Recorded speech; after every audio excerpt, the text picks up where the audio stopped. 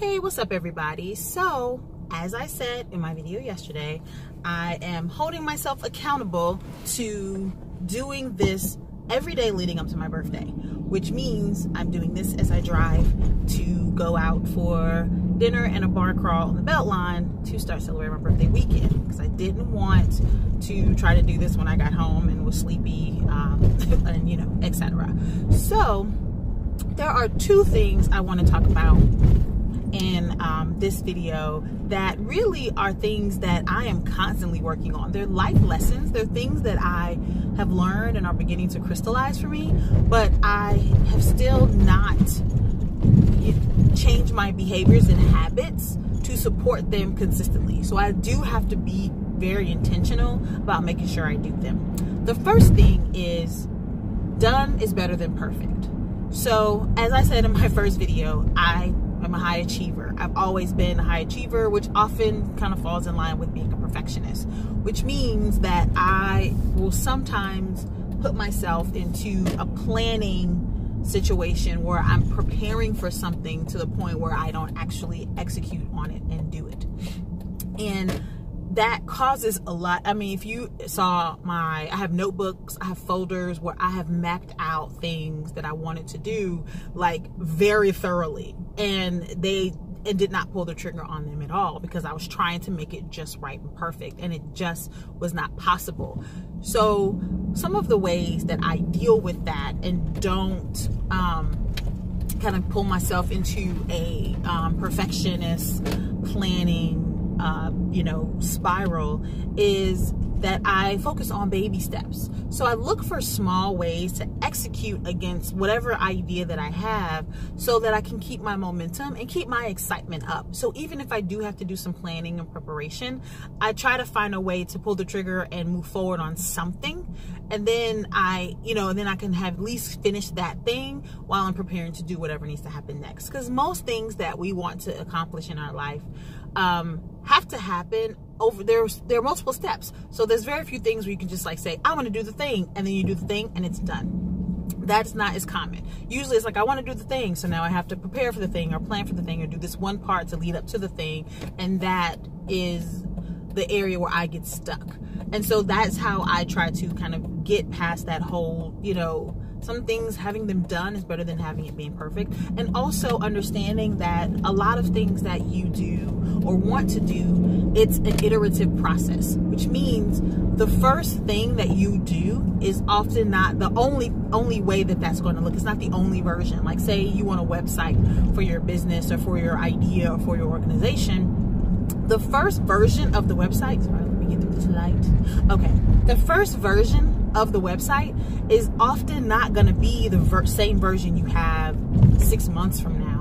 So rather than trying to make this ideal, perfectly functioning website that does everything you want to do exactly in the moment, sometimes it's better to just get a good looking website up, something that's clean, communicates clearly what you're trying to do, and is in a position where it represents you in a way that you are okay with, so that way you can move forward with whatever is going to happen once that website is up. Because the website is usually not the thing. The website is usually a part of the thing. So having that done, rather than trying to have it perfect, is what's going to help you move to the next level of whatever you're trying to accomplish. So that's the one thing. So done is better than perfect. That is something that I have to say to myself on a very regular basis. The second thing is count your wins. That is so important because we tend to focus on the things that we haven't completed because they're undone. I am very much a to-do list type of lady. So I like I'll create to-do lists, and I don't feel good until that to-do list is completely crossed off, which means that I may have one thing on the to-do list that needs to be done, and I will feel like I am not finished, or I can't release the energy around that to-do list until everything is crossed off.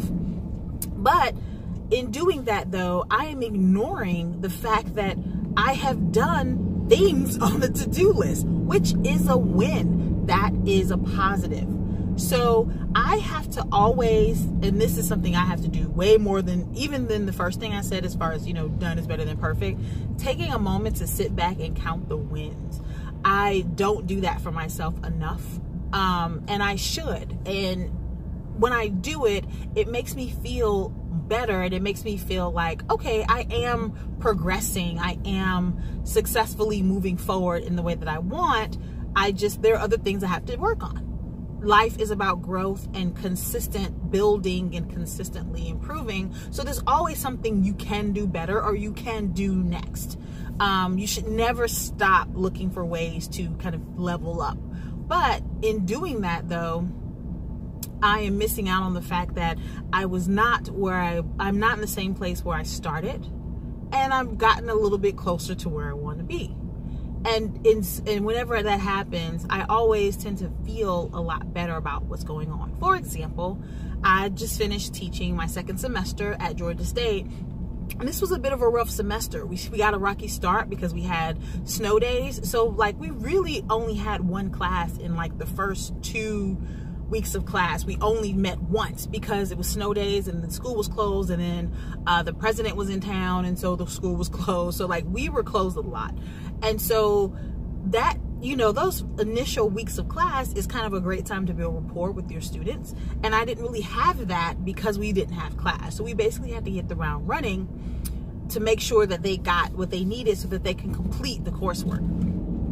So when I finally hit submit, okay, I'm gonna hit it, gentlemen. It's okay, sorry.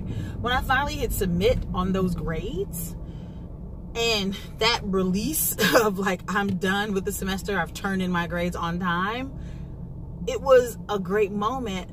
But I actually quickly went on and moved on to something else. And a few minutes later, I had to stop myself and say, wait, you just finished a very, you know, a semester that had some challenges. You made it through, you saw improvement with your students, you know, it was a good thing. You finished this thing. Give yourself a minute and count the win.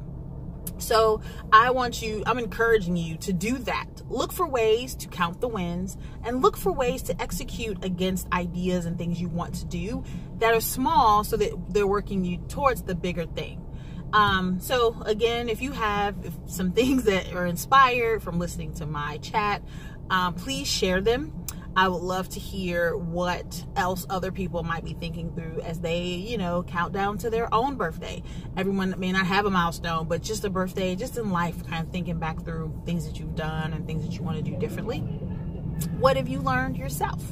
So I will be back for a next installment of my Countdown to 40 series, and I look forward to talking with you again then when my phone focuses in. Bye.